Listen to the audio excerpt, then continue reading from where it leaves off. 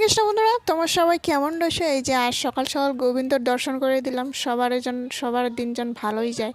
তো এই যে দেখুন, তো সকালের কাম কাজ সেরে নিয়েছি, পূজার কাম বাকি ছিল। তো এইদিকে আমি তিলক শিলক ধারণ করে পূজার কামটি বাকি রয়েছে, এটা করে নিব।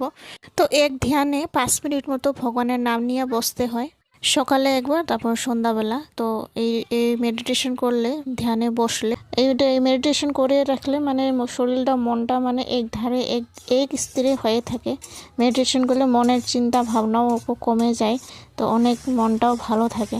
তো পূজার কাম এদিকে করে নিব। তো এদিকে পূজার কামটি আদা করে তারপর এদিকে ভগবানের প্রসাদের জন্য এখানে আমি সুজি সুন্দর করে দুধ দিয়ে বানাই নিলাম। এই যে দেখুন, তুলসী পত্র দিয়ে আমরা ভগবানকে ভোগ নিবেদন করব।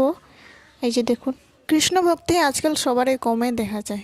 যে বুঝছে ভগবানকে, যে গোবিন্দকে একবার চিনে গেছে, সে আবার কোনোদিনও মায়ার বন্ধনে আর আসে না।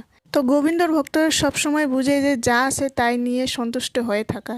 কারণ কোনো বস্তু চাইতে গেলে মনকে কষ্ট দেওয়া ছাড়া আর কিছুই পাওয়া যায় না এই জগতে।